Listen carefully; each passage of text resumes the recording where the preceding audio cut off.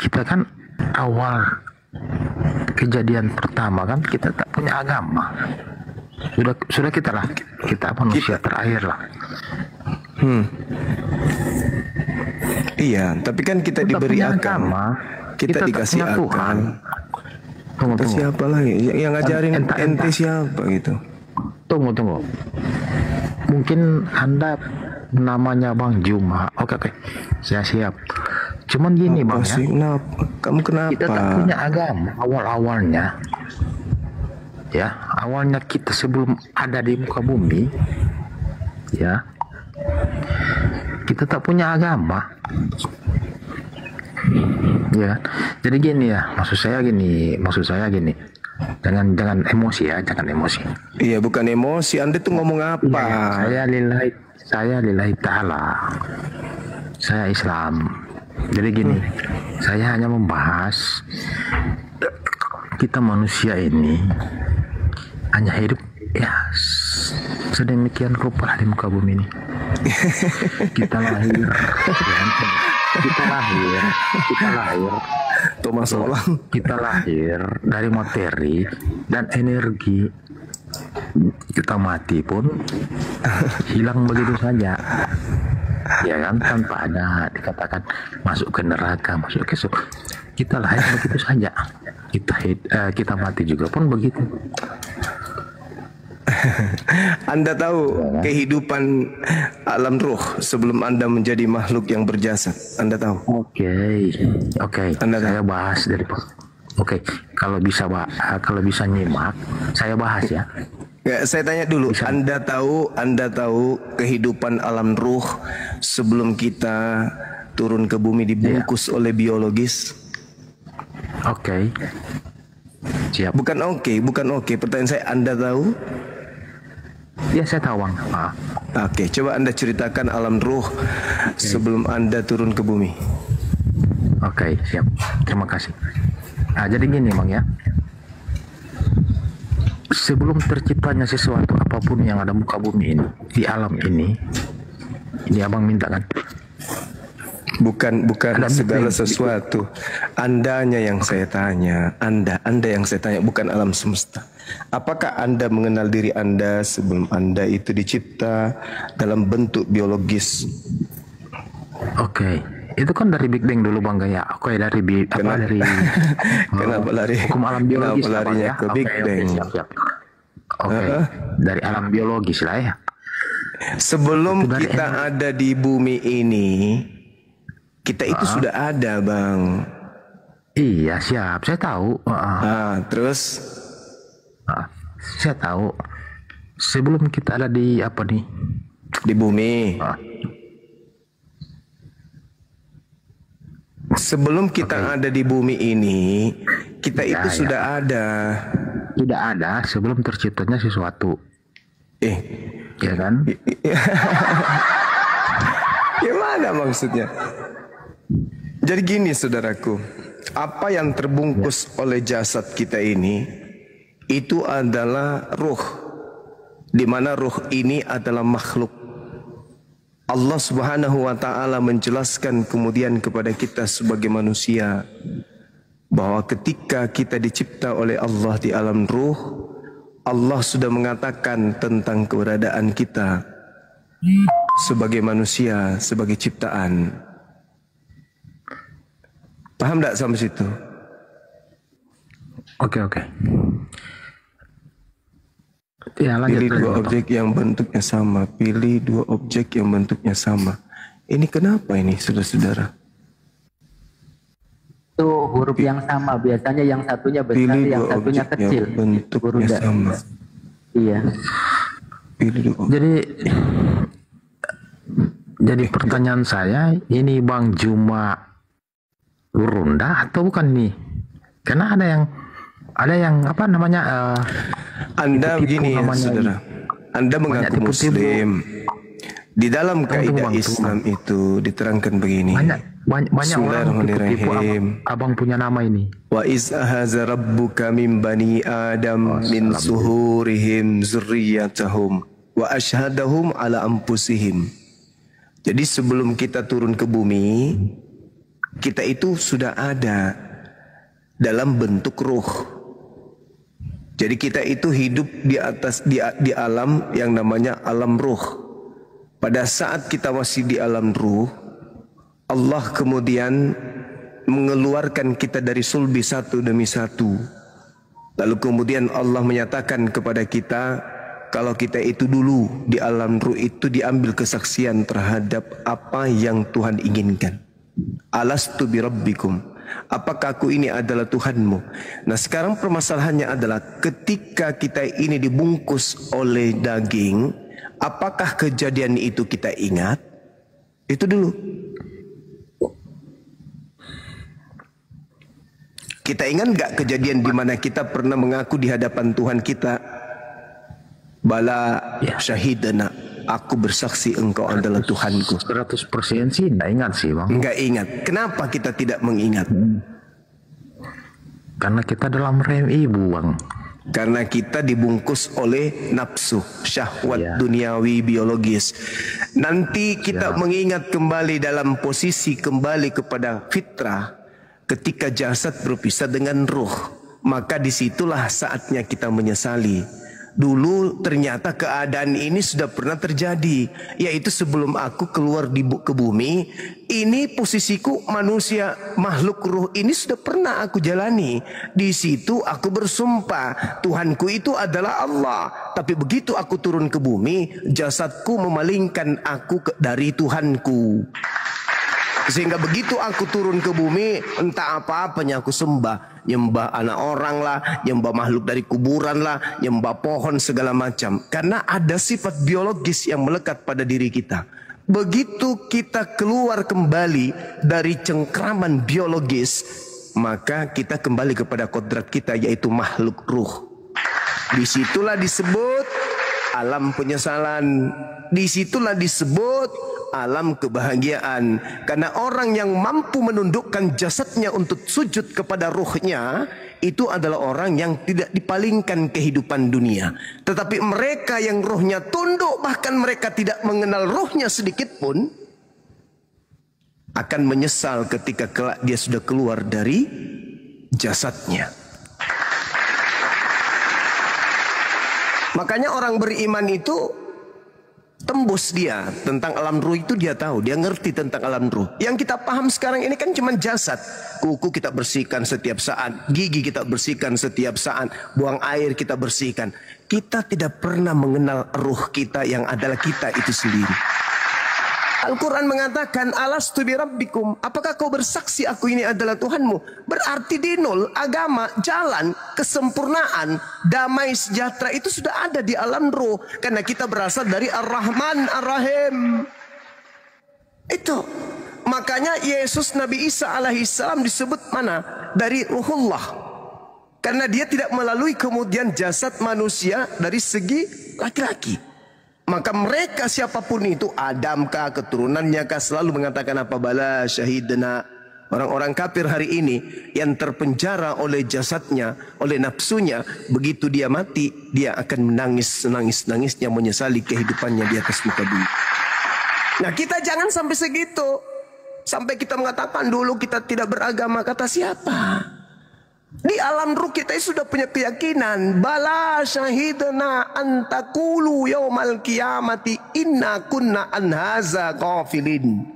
Bukankah aku ini Tuhanmu? Ya, betul.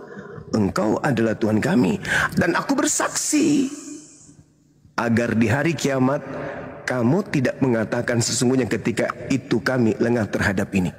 Jadi orang yang sadar akan alam ruh di mana dia berasal, hidup di dunia ini tidak semena-mena hidupnya. Diharamkan makan babi, diharamkan ini, lakukan semuanya. Enggak bisa. Kenapa? Karena yang akan kembali kepada Allah adalah zat yang suci, kembali kepada yang maha suci. Jadi yang kembali itu yang tunduk, yang berserah diri. Makanya giring jasad kita ini untuk ikut tunduk, supaya kita bersama dengan jasad kita kembali. Inna lillahi wa inna ilaihi rajiun. Dari Allah kembali ke Allah. Jangan dari Allah dilempar ke neraka. Jangan. Nah ini konsep dalam akidah. Jadi kalau saudara mengatakan pada dasarnya kita tidak punya agama, oh Anda keliru, Anda nggak ngerti. Yang Anda tahu ketika Anda bercermin itulah Anda. No, Anda itu makhluk ruh, makhluk suci yang berasal dari kesucian yang kemudian dihembuskan terhadap keturunan Adam, yaitu ayah dan ibu kita. Kita berasal dari makhluk ruh. Makanya Allah menitipkan cahayanya. Aku menitipkan cahayaku, dua serpihan cahayaku yang melekat pada diri manusia. Apa itu? Ruh dan akal. Akal tak bisa dilihat, tapi akal bisa menerbangkan besi, baja yang beribu ton. Kenapa bisa kayak begitu? Karena Allah menitipkan serpihan keilmuannya kepada manusia berupa akal. Itu Allah menitipkan, menghembuskan sedikit pengetahuannya berupa akal kepada manusia. Jadi orang yang kematian akal, orang yang kematian cahaya. Orang yang kematian akal, tai sapi pun bisa disembah kalau dari doktrin untuk menyembah tai sapi. Kenapa? Cahaya keilahian pada dirinya gelap, mati, redup. Maka sumber satu-satunya untuk kembali kepada pencipta kita, bukan dosa kita ditebus sama hewan, bukan dosa kita ditebus sama Tuhan, mati dalam salib, enggak. Satu-satunya jalan kembali kepada pencipta kita, ya kembali ke fitrah. Apa itu? Akal dan ruh. Tuh kuncinya tuh. Roh itu tidak pernah berubah warna. Roh itu tidak pernah dia tinggi, tidak pernah rendah, tidak pernah gemuk, tidak pernah kurus. Roh itu tidak bisa diwarnai oleh jasad. Gilakah Anda, sintingkah Anda, Kristenkah Anda, Islamkah Anda, roh tidak pernah berubah derajat. Tetapi insan, nafas yang hadir di antara paduan roh dengan jasad inilah yang kemudian menentukan kebenaran hakiki pada setiap diri manusia. Kenapa? Ruh itu tak berwarna, ruh itu tidak berwujud, ruh itu tidak berbentuk. Yang membuatnya bermakna di hadapan Tuhannya ketika ia dibungkus oleh jasad yang bersih.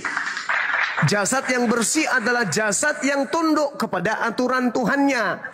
Ruh mengikuti apa biologis itu. Orang itu pergi mencuri, ruh tunduk ikut pergi mencuri.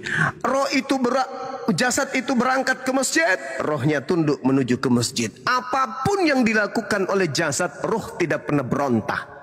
Dia tidak pernah bisa mewarnai dan dia tidak pernah diwarnai. Nah, itulah roh. Jadi kalau ada orang bilang, ini kenapa rohnya sakit? Tunggu dulu. Roh itu tidak pernah sakit. Roh itu tidak pernah sakit. Tetapi jiwa manusialah yang sakit disebabkan karena jasadnya mematikan dua serpihan tadi, ruh dan akal. Maka jiwa sakit. Makanya tidak dikatakan sakit roh, tapi dikatakan sakit jiwa. Kenapa? Ruhnya itu terdiam. Ruhnya itu terdiam. Dia mengikuti ritme jasad.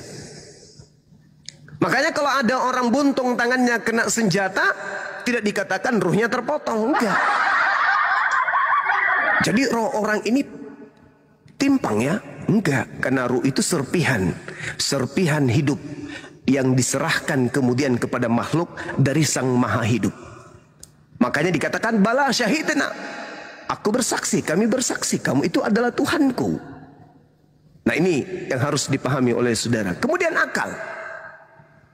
Akal ini adalah serpihan Tuhan yang Tuhan titipkan pada diri kita sebagai manusia. Maka ketika orang itu bijak, orang itu arif, bijak dan arif yang paling hakiki adalah bijak dan arif terhadap dirinya. Contoh, ada tamu, Anda kasih minum, lantas kemudian Anda berikan gelas dengan Anda alasin piring penghargaan terhadap tamu. Pernah Anda lakukan itu terhadap diri Anda sendiri? Pernah. Anda mau minum, Anda mengambil piring untuk mengalas piring atau minuman saudara. Untuk apa? Untuk menghargai diri Anda sendiri. Itu namanya ilmu makrifat. Mana orangnya? Jangan salah ngomong kalau naik ke sini. Kita tadinya tidak bertuhan, tadinya kita ini tidak beragama. Anda salah. Lantas Anda mengaku diri Anda adalah Muslim. Kajian ini panjang, kajian ini luas. Nuansa keilmuan tentang kajian makrifat itu luas banget. Nah, bagaimana kemudian ketika orang itu menghargai dirinya? Maka ketika dia memperlakukan orang tuanya dengan sopan, menggantikan pakaiannya dengan sopan, bertutur kata dengan sopan, menghargai orang tuanya, maka orang bijak dan arif adalah orang yang mampu melakukan itu terhadap dirinya sendiri. Maka muncul orang tersebut, nampak bagi manusia dia berwibawa, dia punya karisma, dia punya talenta, dia punya cahaya. Kenapa? Karena dia menghargai orang lain jauh, dia juga menghargai dirinya sendiri. Kenapa orang itu berkarisma? Kenapa orang itu ilmunya bermanfaat? Kalau dia ngomong orang mendengarkan. Kenapa? Karena dia menghargai dirinya sendiri. Dia arif, dia bijak, mendudukkan kemudian kodratnya sebagai satu dari banyak ciptaan, sebagai makhluk yang harus dihargai. Jadi dia dulu yang menghargai dirinya. Orang yang tidak menghargai dirinya, ya tengoklah, mabuk, makan makanan yang tidak dihalalkan, sembarangan berzina dan sebagainya. Kenapa? Karena dia tidak menghargai dirinya.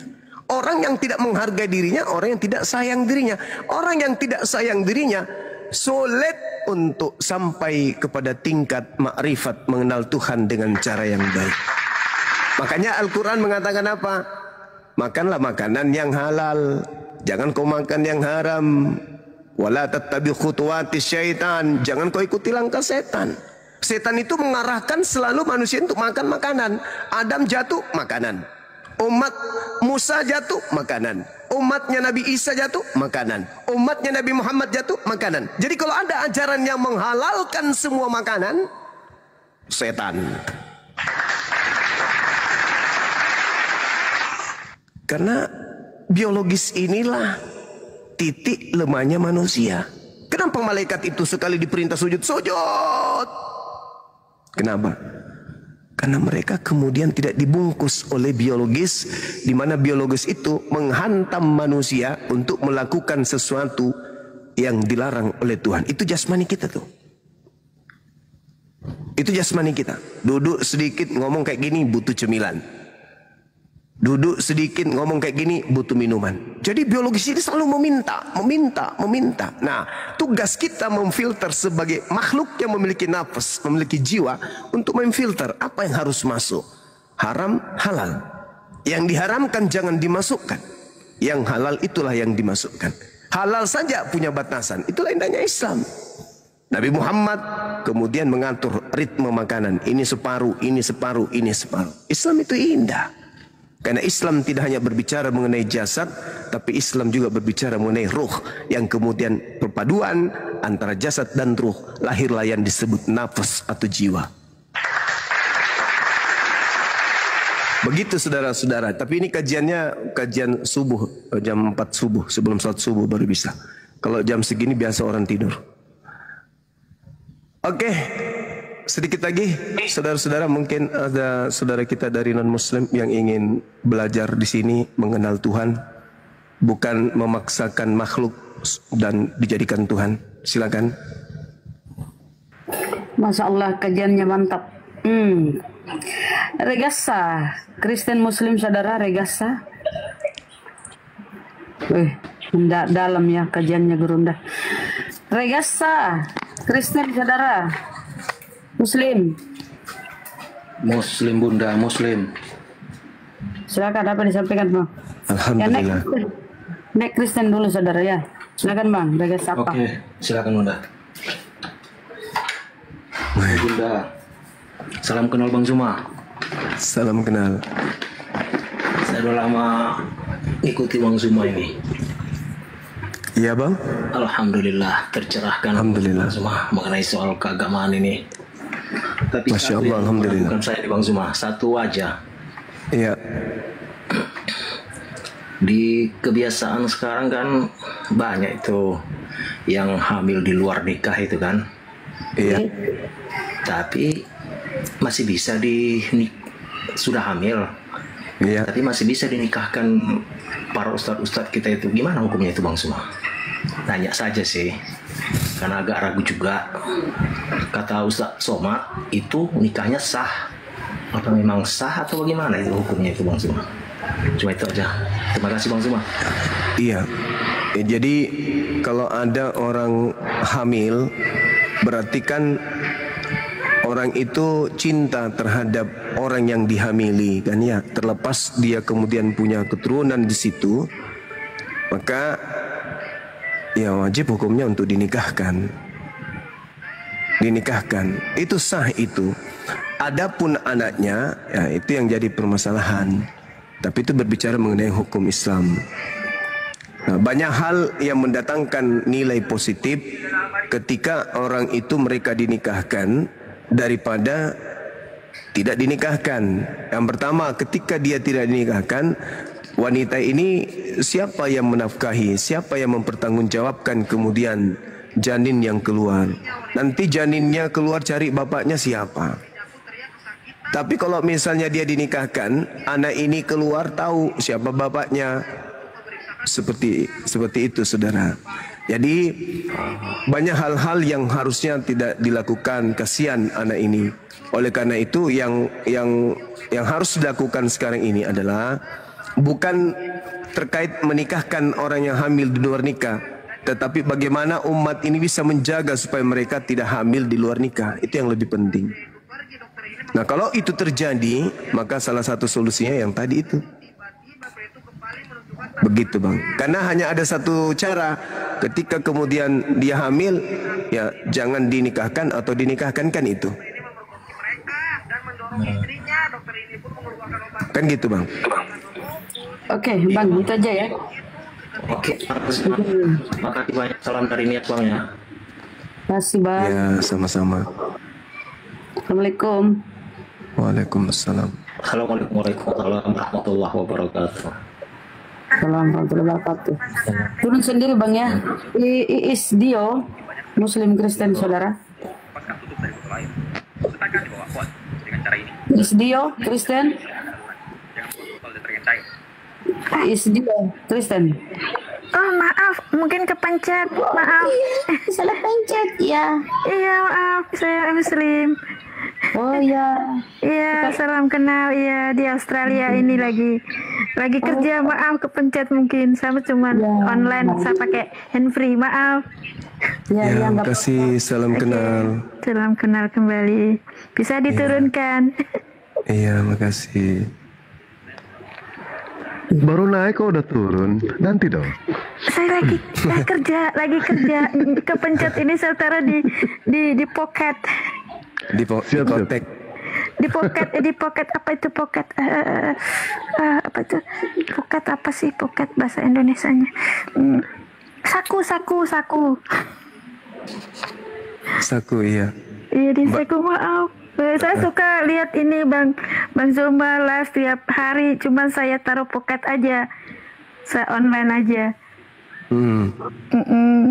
Maksudnya kantongnya handphonenya ditaruh di pocket gitu. Kantong di kantong. Sengaja kepencet. Pocketnya ditaruh di handphone, itu yang betul. Maaf. Baik, dimaafin ya. Iya, iya, oke. Makasih, salam kenal semuanya. Di Australia? Ya di Australia, iya. Saya suka ini karena suami saya kan orang Pakistan. Alhamdulillah beliau kan Maulana. Jadi saya ingin suami saya juga belajar dari bahasa di sini biar mengetahui gitu dengan bahasa Indonesia dengan baik dan bisa bergabung. Iya.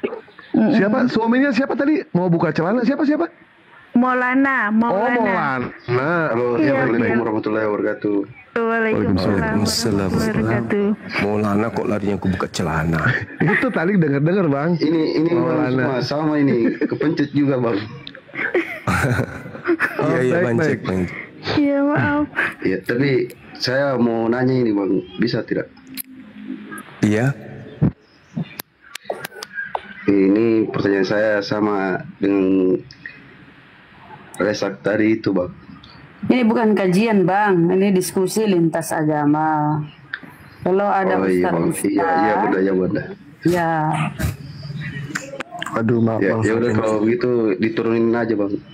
Ya Bang, mohon maaf ya Bang Jack. Iya Bang, iya Bunda.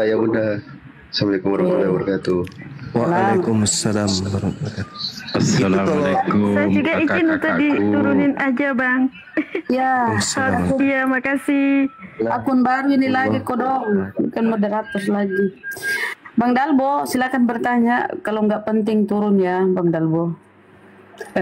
Aduh kodong, baru naik, diturun-turun kodong. Kodong. Silakan Bang. Ada si Kudis.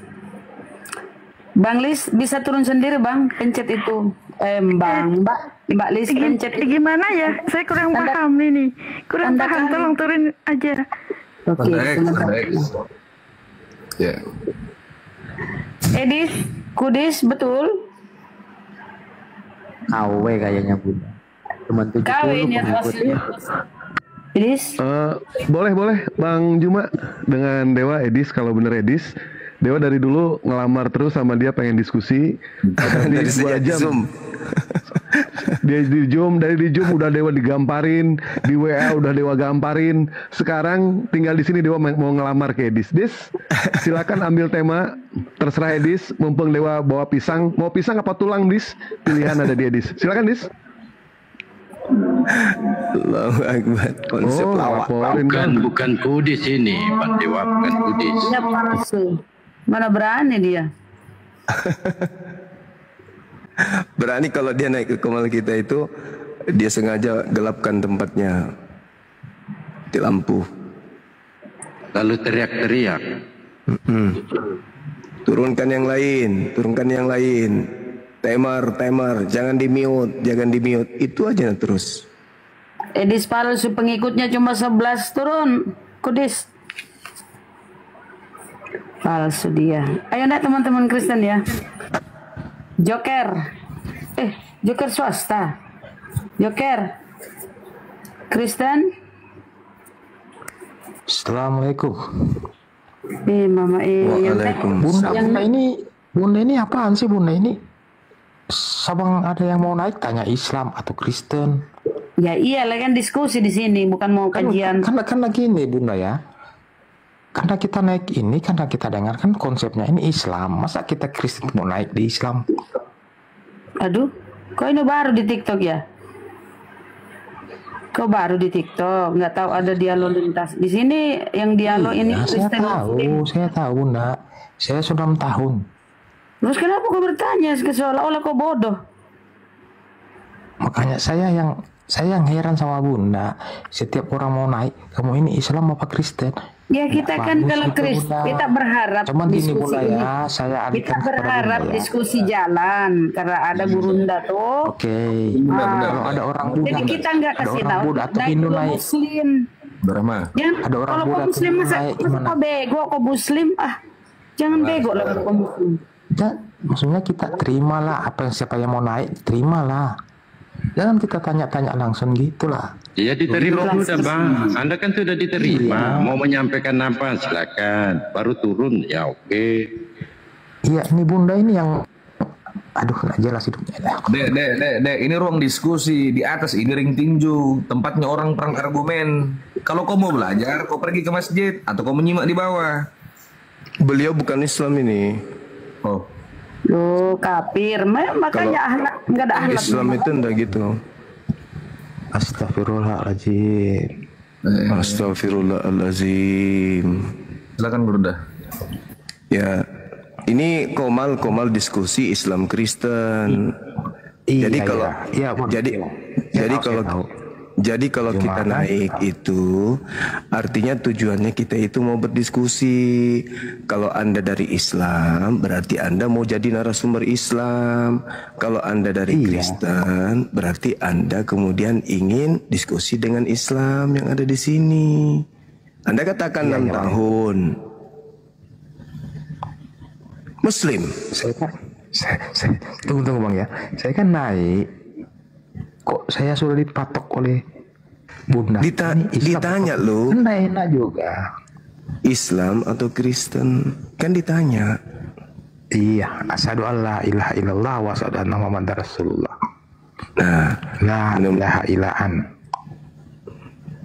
Apa itu? Apa itu la ilaha ilahan? Aduh, mama penyamaran nih. Coba Gitu gini ya, aja Bang Joker, begini aja Bang Joker. Bang Joker Islam, tadi sudah mengucapkan 2 kalimat syahadat. Kalau hanya mengucapkan 2 kalimat syahadat Bang, burung beo juga bisa. Cukup ya. Coba saya pengen tahu. Baik, saya pengen tahu coba. Saya baca ayat Coba sebentar, kursi saja ya. sebentar Bang. Jangan sebentar. Bacaan sholat aja, ya. Coba Bagaimana? ucapkan bacaan sholat Bang. Bacaan sholat.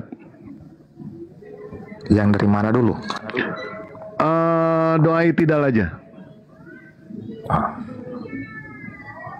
Jadi sorry, saya minta maaf. Tunggu dulu, Bang. Doa itidal. Aku mau Google dulu, Bang. Tidak, dia tidak tahu, ya Allah. Coba Bang, doa itidal aja Bang. Saya Nggak minta apa-apa. maaf ya. Karena saya sudah belajar tentang Marifatullah. Enggak, saya nggak nanya itu Bang. Sebelum Abang belajar jauh Bang, sholat dulu Bang. Coba Bang, ucapkan doa itidal Bang. Doa itidal. Saya sudah lupa. Ya Allah, Marifat udah lupa doa itidal. Belajar lagi Bang ya. Bang ya, belajar lagi ya. Tunggu. Oke, tunggu ya Bang ya. Yang nanya sama Anda ya. Ya. Tahu usah kamu tes di doa-doa lah. Bang, yang namanya sholat harus bisa Bang. Ya udah Bang Jumat, lanjut. Doa ya. Lanjut Bang Jumat. Tes di doa-doa, kamu bawa saja kesimpulanmu, kehidupanmu bagaimana? Lebih bagus atau enggak daripada saya? Lah ini kau hidup saudara enggak tahu Islam apa Kristen. Bagaimana mau lebih bagus? Doa sholat saja Anda lupa, bagaimana mau lebih bagus ente? Gimana mau dibilang lebih bagus Bang? Apa bedanya dengan kambing? Kalau bacaan sholat aja Anda nggak tahu, beda dengan kambing. Karena apa? kita Bang Juma ya. Entah Bang Juma yang asli ini atau bukan ya. Karena saya sudah lewat dari itu, jadi saya sudah lupa.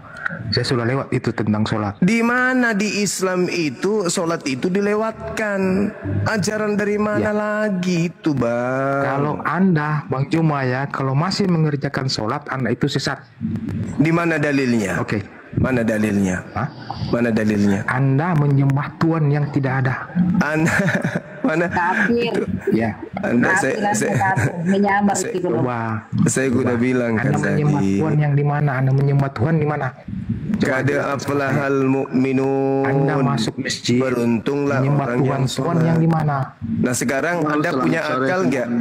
Anda punya akal nggak? Aduh. Ya saya tanya dulu. Anda punya akal nggak? Jangan bicara Tuhan, akal dulu. Anda punya akal? Oke, saya punya akal. Mana coba Kan itu tunjukkan. Islam bermakan Tunjukkan mana akal Anda coba. Saya mau tahu. Oke. Mana akalnya? Mana? Buka kamera. Jangan kamu balik. Buka kamera Anda. Saya mau lihat akalnya. Akalnya dalam seharian 5 waktu Anda sholat. Ya? Saya minta Anda sholat akalmu dalam 5 mana? waktu, ya? Kamu sholat itu menyembah Kristen lah. Tuhan yang mana kau sembah? Kristen Siapa yang laknatullah kau sembah? alaih nyamar-nyamar. Kau ke gereja aja, cipok lubang pantat pendetamu. Jangan kau ke sini, bahlul. Kau kafir aja. Dari baumu tadi naik itu, udah ketahuan bau babi kau.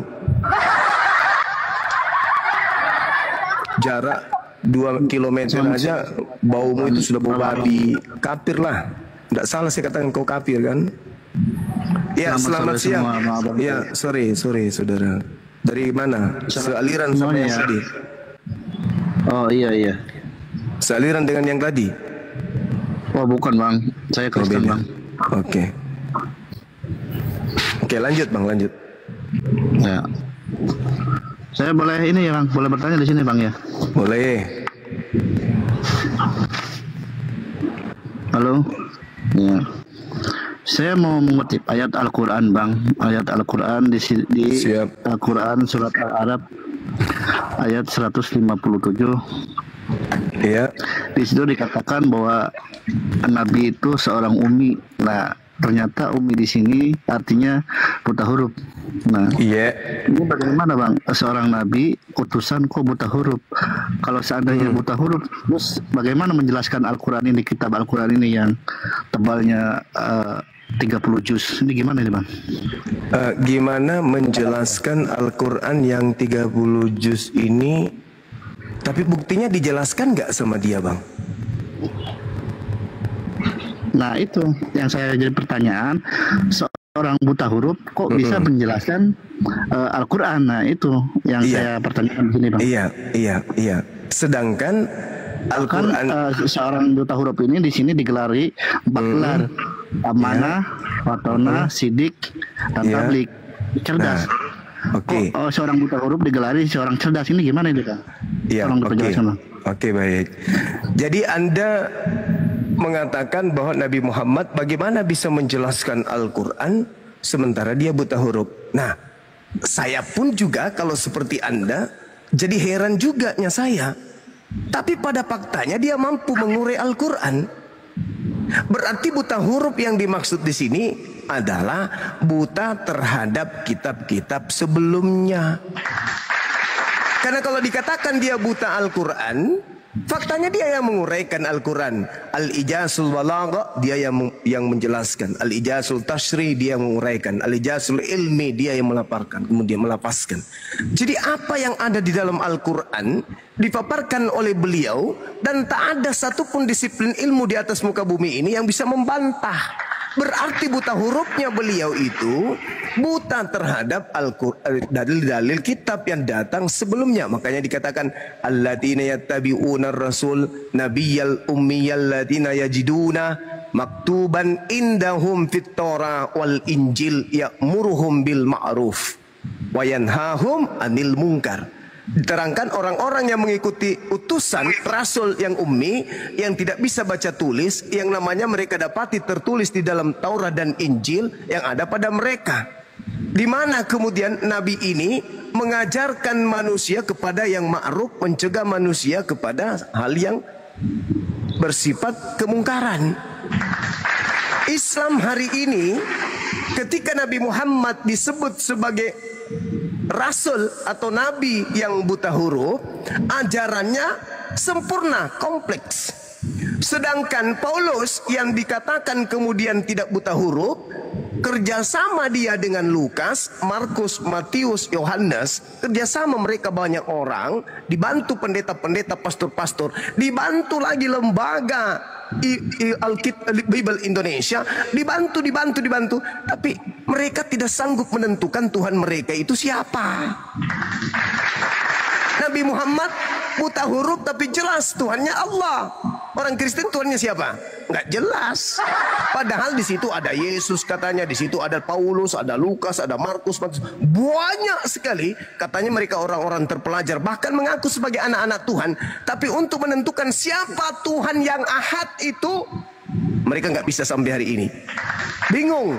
Masuk ke Yahudi ngaku Tuhannya Elohim, masuk ke Islam ngaku Tuhannya Allah, masuk ke Bali ke orang Hindu ngaku Tuhannya Sang Hyang Widi. Bingung saking buta hurufnya itu, kuadrat-kuadrat yang tidak bisa terhitung lagi. Jadi Nabi Muhammad dikatakan buta huruf, maksudnya buta terhadap kitab Taurat, buta terhadap kitab Injil, terhadap kitab Mazmur atau Zabur. Tidak ada Nabi Muhammad belajar tentang kitab-kitab itu, tetapi wahyu langsung dari langit, dari Sang Yang Maha Mengetahui, mengajarkan lisannya untuk menyatakan yang hak adalah hak, yang batil adalah batil. Andai saja Nabi Muhammad itu pintar seperti Paulus, ahli Taurat, maka dia bisa saja ngarang Taurat, bisa saja ngarang Injil karena dia ahli. Tapi Nabiku buta huruf, hidup di zaman jahiliyah, tidak bisa baca tulis. Datang kepadanya kebenaran yang hari ini dibuktikan oleh seluruh pakar ilmu dari disiplin ilmu manapun. Ya, oke Bang. Tadi menurut Abang bahwa Nabi Muhammad itu buta huruf hanya karena tidak memahami kitab-kitab yang sebelumnya gitu. Iya, betul. Ya, terus lalu bagaimana di Quran surat Al-Arab, Al-Alaq ayat 1, Iqra, bacalah. Kalau saya tidak dapat membaca, ini gimana? Ya, karena di situ tidak ada bacaan. Di situ tidak ada buku. Tidak ada. Kalau memang di situ tidak ada buku, tidak baca, terus ngapain Allah menyuruh orang dengarkan, bagus. Nabi atau menegur orang yang tidak bisa baca. Sudah tahu Allah sudah tahu bahwa Nabi Muhammad itu buta huruf. Ngapain Nabi Muhammad disuruh baca? Dengarkan saya. Anda sebagai orang yang bertanya, boleh nggak orang membaca keadaan? Boleh nggak orang membaca keadaan situasi? Apa bang? Ini kayaknya nggak masuk ini dengan pertanyaan saya. Oh, nggak masuk dong. Apa kata Allah? Apa kata Allah? Iqra. Abang bilang tadi mengatakan bahwa Nabi Muhammad tidak bisa membaca kitab-kitab sebelumnya. Tetapi di sini di surat Al-Alaq ayat 1, Iqra, bacalah ini di mana ini? Ya, makanya diam. Kalau Bahlul diam, jangan sok tahu. Saya menjelaskan, Anda potong-potong. Padahal Anda statusnya adalah anak TK yang baru mau belajar. Diam, saya jelaskan. Saya menjelaskan begini. Orang membaca itu tidak mesti ada huruf, Bahlul. Anda turun. Kalau tidak ada huruf apa yang dibaca? Anda turun dulu, nanti saya naikkan. Anda turun dulu, nanti saya naikkan. Ya. Atau Anda tutup mic dulu, jangan Anda ngomong. Biar saya jelaskan. Tidak ada yang harus dibaca. Ini gimana ini? Kok diam dulu? Anda diam atau Anda turun? Diam dulu. Diam ya, diam ya. Saya diam. Oke, ya, baik. Jadi gini, saudara. Jadi gini. Kalau Islam itu ketika datang Al-Quran kepada Nabi Muhammad, Iqra, Nabi Muhammad tidak disodorkan buku untuk dia baca. Apa yang disuruh baca oleh Allah kepada Nabi Muhammad? Bismi rabbikalladzi khalaq. Bacalah dengan nama Tuhanmu yang menciptakan. Apa yang harus kau baca wahai Nabi Muhammad? Khalaqal insana min 'alaq. Bacalah, dialah Tuhanmu yang menciptakan manusia dari segumpal darah. Bacalah warabbukal akram, dengan nama Tuhanmu yang maha mulia. Alladzi 'allama bil qalam. Bacalah bahwa yang Allah itu yang mengajarkan manusia dengan pena. 'Allamal insana ma lam ya'lam. Bacalah, dialah Allah yang mengajarkan manusia apa yang tidak diketahui oleh manusia. Bacalah, kalla innal insana la yatagha. Bacalah sekali-kali tidak, sungguh manusia itu benar-benar melampaui batas apabila melihat dirinya serba cukup. Inna ila rabbika ruj'a. Bacalah, sungguh hanya kepada Tuhanmu lah tempat kembalimu. Yang disuruh Nabi Muhammad baca itu bukan huruf-huruf. Yang disuruh Nabi Muhammad baca itu adalah bahwa alam semesta ini, manusia ini, itu dicipta oleh Tuhan yang bernama Allah. Makanya ada konsep baca dengan akal, baca dengan pikiran, baca dengan perasaan, baca keadaan, baca situasi, baca apa yang kamu lihat, baca apa yang kamu dengarkan, baca apa yang terjadi. Itu maksudnya, bukan disuruh baca buku. Makanya baca dalil selanjutnya. Ya. Menurut abang berarti Rasul itu tidak bisa membaca gitu, benar? Tidak bisa membaca kitab-kitab sebelum Al-Quran. Gimana sih? Udah dijawab. Nah, oke. Kalau begitu, bagaimana dengan Quran surat Al-Jumu'ah ayat 2 di situ dijelaskan? Artinya, dialah yang telah mengutus seorang Rasul kepada kaum yang buta huruf dan membacakan ayat-ayatnya. Ini siapa ini? Oke. Kalau membacakan itu, kalau jangan bilang ini ya, jangan bilang baca-bacakannya ya. Tunggu, saya bacakan. Jangan bilang abang. Saya bacakan ayatnya, Lul. Saya bacakan ayatnya. Lul, ya, kamu mute lagi, anak TK. Tapi jangan bilang ya, mute lagi, anak TK. Zadap, sip, babami, diam. Sekarang saya tutup mata. Saya tidak baca Quran. Saya baca Al-Quran tanpa melihat dengan mata. Bismillahirrahmanirrahim. Alhamdulillahi Rabbil Alamin. Imam pada saat membaca surah Al-Fatihah, apakah imam baca huruf-huruf yang ada di kertas atau tidak? Membaca itu kan tadi saya sudah sampaikan sama Mulul. Membaca dengan pikiran, membaca dengan perasaan. Ketika Nabi Muhammad diperintahkan membaca, Dia tidak benar Bang, di situ di ayat ayat 2 di situ sudah jelas membacakan ayat-ayatnya Bang. Di situ jelas membacakan ayat-ayatnya. Saya sekarang begini, kalau dikatakan membaca tertulis itu di situ sudah jelas tertulis ayat-ayatnya Bang. Subhanallah, bahlulnya minta Dia ampun. yang telah Bang, Anda bertanya, posisi Anda bertanya, dengarkan Bang. Anda tidak akan pernah ditanya. Sudah jelas di ayatnya, di situ sudah jelas ayatnya, ayat Muhammad di situ sudah jelas. Dialah yang telah mengutus seorang rasul dan kepada kaum yang buta huruf. Anda ke gereja aja, ke gereja. Jadi orang membaca itu tidak mesti ada huruf. Bahlul. Orang membaca itu sama sekarang nih. Saya membaca. Membaca itu kan melafazkan. Membaca itu melafalkan. Ada yang disebut bacaan yang berdasarkan apa yang kita lihat. Ada bacaan berdasarkan apa yang kita hafalkan. Saya membaca. Huwallazi ba'atha fil ummiyina rasulan minhum yanslu alaihim ayatihi wa yuzakkihim wa yuallimuhumul kitaba wal hikmah wa in kanu min qablu lafi dalalim mubin. Itu saya membaca enggak? Membaca. Apakah ada kitab yang saya sedang baca? Enggak ada. Tapi saya sedang membacakan apa yang ditelaah akal saya. Makanya dikatakan baca dengan pikiran. Coba kau lapaskan. Kalau kita melapaskan satu pernyataan, itu uraian, untaian huruf demi huruf dibingkai, dirangkai huruf-huruf itu menjadi sebuah kata. Kata-kata dibingkai menjadi kalimat. Sehingga menjadi pesan.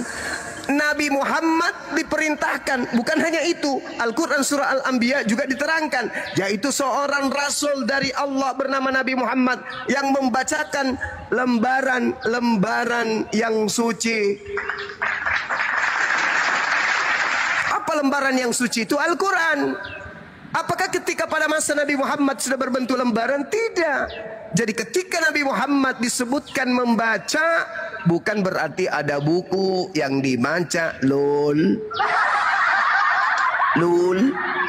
Bukan. Jadi sulit bagi kamu ingin membantah kebenaran Islam kalau Anda gunakan akal. Ada nggak istilah membaca dengan perasaan? Ada. Adakah membaca dengan pikiran? Ada. Al-Quran itu ilham. Al-Quran itu wahyu. Bukan turun ke bumi berupa lafalan, berupa tulisan di kertas, bukan. Nabi Muhammad diwahyukan Al-Quran ke dalam hatinya. Kita lihat dalam Al-Quran surah An-Nahl ayat berapa? Ayat 100 berapa itu akhina? 105 apa 102? 102 ya. Al-Baqarah ayat 79 diterangkan kemudian dalam Al-Quranul Karim. Allah Subhanahu wa ta'ala mengatakan begini, Qul nazzalahu ruhul qudusi min rabbika bil haqq liyuthabbital ladhina amanu wa hudaw wa busyra lil muslimin. Katakanlah Roh Kudus menurunkan Al-Quran itu dari Tuhanmu. Al-Quran diturunkan kemudian oleh Allah itu berupa buku langsung gitu? Tidak. Begitu juga diterangkan dalam surah Al-Baqarah ayat 97. Allah Subhanahu wa ta'ala menjelaskan kemudian dengan terinci bahwa Kul man kana aduwwan li Jibril fa innahu nazzalahu ala qalbika. Ini yang noise ini kenapa nggak ada host yang bisa bantu? Jadi di dalam Al-Quran, astagfirullahaladzim, ya Allah ya Karim. Saya bukan moderator, Guru. Gak ada momot, Guru. Iya, sorry. Dikatakan kemudian di dalam Al-Quran surah Al-Baqarah ayat 97, Qul man kana aduwwan li Jibril fa innahu nazzalahu ala qalbika. qalbika. Al-Quran itu berupa wahyu yang diturunkan oleh Allah ke dalam hati, qalbi. Hati siapa? Baginda Rasulullah Muhammad SAW. Jadi dia tidak turun berupa kertas atau papan tulis. Tidak, tapi berupa ilham, wahyu ke dalam hati baginda Rasulullah Muhammad SAW, lalu dilisankan oleh beliau. Tidak membaca. Kalau dia membaca berarti ada jiplakan dari kitab sebelumnya. Beliau tidak membaca buku. Nabi Muhammad menyampaikan Al-Quranul Karim tidak membaca buku, tetapi membaca apa yang diilhamkan di dalam hatinya. Orang berbicara, kalau dia menggunakan buku, berbicara dengan membaca buku. Orang yang berbicara dengan hati, berarti dia berbicara dengan membaca bisikan-bisikan hatinya.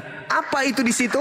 Huruf demi huruf, terbingkai kata, terbingkai kalimat, lantas disampaikan, disuarakan, didengarkan orang menjadi satu pesan. Makanya ada disebut baca dalam hati. Kalau baca dalam hati berarti hati yang membaca. Al-Quran menjelaskan, Al-Quran diwahyukan ke dalam hati. Nabi Muhammad membaca untaian kalam yang ada di dalam hatinya, yang diterima dari roh kebenaran, Roh Kudus, dari Sang Khalik Pencipta Azza wa Jalla. Bahlulnya ente, hati ente buta, mata ente juga buta. Subhanallah, subhanallah. Sahabat Orin, syukran. Itu yang disampaikan. Makanya kenapa Al-Quran menerangkan orang-orang kafir itu? Summum bukmun umyum fahum la yarji'un. Mereka tuli, bisu dan buta. Kenapa? Karena dikasih hati tapi nggak bisa baca. Orang boleh matanya buta, maaf, tapi hati nggak buta. Betapa banyak orang yang tidak berfungsi pupil matanya bisa membaca hanya dengan meraba. Bisa membaca. Ada penghafal Quran 30 juz hanya dengan meraba-raba bisa membaca. Kenapa? Karena hatinya yang membaca. Nabi Muhammad ketika diturunkan wahyu kepadanya yang membaca qalbu, hatinya. Makanya diterangkan dalam Al-Quranul Karim, Kul man kana aduwwan li Jibril fa innahu nazzalahu ala qalbika bi iznillah musaddiqan lima baina yadayhi wa hudaw wa busyra lil mu'minin. Jadi kemana-mana orang yang cerdas itu, orang yang pintar tidak lagi bawa buku. Kenapa? Karena apa yang ada di dalam buku, sebelum ada di buku, sudah ada dalam hati, qalbu. Itu namanya wahyu. Makanya kalau ada yang mengaku pendeta bertanya kepada Bang Suma, itu di mana Suma? Kayak tadi pastor yang dari Bulukumba itu katanya, itu tertulis di mana? Itu nggak ada loh di dalam Bible. Begitu saya tunjukkan, nyahok, malu. Kenapa demikian? Karena tidak ada Bible di dalam hatinya. Kenapa mereka tidak menghafal Bible-nya? Karena memang tidak perlu disimpan di hati. Kalau mereka tidak menghafal Bible, mereka nggak tahu Bible, justru bertanya kepada para apologet Islam, berarti selama ini dia cuma omong doang, dia cuma congor, dia cuma nipu-nipu berarti. Kenapa? Karena kebenaran hakiki itu bukan di atas kertas. Kebenaran hakiki itu di dalam hati, di dalam kalbu, di dalam kepala akal. Itu kebenaran hakiki tuh. Kebenaran hakiki itu bukan di kertas, tetapi adanya di hati, adanya di kepala. Itu kebenaran hakiki. Kenapa? Karena kebenaran akan tidur bersama dengan manusia yang benar. Kenapa? Karena kebenaran itu akan tinggal bersama roh yang benar. Kenapa? Karena roh yang tertuntun, yang terpimpin adalah roh yang mendudukkan dirinya sebagai hamba berdasarkan dengan kitab yang dianggap suci oleh mereka. Ini seorang pastor bertanya, itu tertulis di mana Suma? Jadi yang selama ini kau ajarkan di gereja itu apa? Oh, yang kau hafal aja. Berarti yang kau hafal itu yang ingin kau sampaikan secara mutlak, ada tujuan. Kenapa kau nggak hafal yang lain? Ketika Tuhan berfirman, katakan kepada orang Yahudi, apabila mereka hendak mempersembahkan kurban penebus dosa, biar mereka mempersembahkan domba, kambing, sapi, lembu. Imamat 11, Imamat 18, jangan kau persembahkan manusia kepada dewa Molok. Kenapa Anda menabrak semua dalil dalam Bible? Kenapa Bible itu menjadi musuh besar Anda? Karena Anda tidak tahu isi Bible. Andai saja Anda tahu isi Bible, malu ente berdiskusi dengan umat Islam. Malu. Karena musuh terberatmu adalah isi Biblemu itu sendiri. Al-Quran di hati manusia umatnya, umat Islam, di kepala umat Islam. Kenapa? Karena selaras dengan akal, selaras dengan hati, dengan kitab sucinya. Bagaimana mungkin sebuah narasi dalam kitab saudara Anda mau simpan dalam hati dan kepala? Apa itu? Maka laparlah Yesus. Maka matilah Yesus. Anda mau simpan data-data itu di dalam kepala Anda? Anda mau simpan data-data itu di dalam hati Anda? Untuk apa? Untuk apa coba kira-kira? Untuk apa? Untuk supaya tahu bahwa Tuhan kami mati. Mustahil Anda menyimpannya di tempat yang sebisa mungkin tak ada di dalam dunia ini. Karena Anda takut, Anda malu di hadapan manusia lain yang di luar agama Anda. Diketahui Tuhan Anda pernah mati, pernah ditampar, pernah ditonjok, pernah diludahin oleh manusia. Makanya buku-buku itu isinya tak ada dalam hati, tak ada dalam kepala. Jadi berbicara mengenai kul man kana aduwwan li Jibril fa innahu nazzalahu ala qalbu. Dalam hati. Kenapa tinggal dalam hati? Karena dia serumah dari asalnya, yaitu Sang Pencipta dengan ciptaannya satu frekuensi. Itu baru betul. Jadi kalau kenapa mana buku yang dibaca nenek Lukiper? Membaca itu tidak mesti ada tulisan, Martin.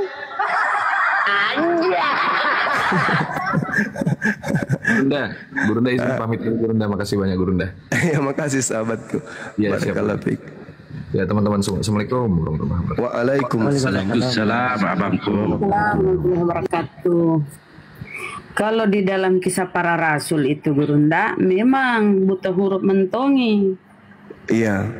Bukan cuma buta huruf, idiot juga. Idiot 413, kisah 413 itu aduh. Jadi beda ya. Beda buta huruf dengan idiot. Idiot. Gurunda. Ya, siang. Gaskan, Kristen Muslim gaskan. Saya Kristen. Saya pengen tanya silakan Bang. Saya pernah dengar katanya iblis itu pernah goda Adam sama Hawa, akhirnya mereka bikin dosa. Pertanyaan aku, apa memang iblis ini penyesat ya? Itu aja sih Bang Zuma. Iya, iblis itu penyesat. Makanya Yesus pun mengajarkan waspadalah kepada penyesat yang datang kepadamu menyamar Yesus. Makanya kalau ada hari ini mengaku Yesus, itu setan, penyesat. Oke, jadi udah dengar. Terima kasih jawabanmu buat Bang Zuma. Anda sudah mengakui bahwa iblis itu adalah penyesat. Dan penyesat itu ternyata kita nggak usah dijawab Bang Zuma, nggak usah dijawab. Iblis dia udah sering banget sama anak-anak iblis itu Allah ternyata. Nggak pernah mau jawab pertanyaan. Apa itu iblis? Dia penyesat. Ya, Tuhan ente juga iblis saya sama jelaskan. menyesatkan. Tuhan ente iblis menyesatkan. Saya jelaskan. Saya jelaskan. Mana datanya? Data botol. Saya jelaskan. Yang botol 1 Korintus Bang. Iya. 1 Korintus, Kristen bodoh karena Kristus. 2 Tesalonika 2 nomor 11. Itu jelas. Ya. Lihat bahasa aslinya. Oke. Lihat bahasa aslinya. Oke, baik. Itu penyesatkan di situ illusion. Ya, sekarang bahasa Yunani illusion. Sekarang kita bahas itu. Sekarang kita sudah mengakui Allah. Tidak ada saya mengatakan Allah itu penyesat. Allah, dengar. Penyesat. Anda harus dengar. Saya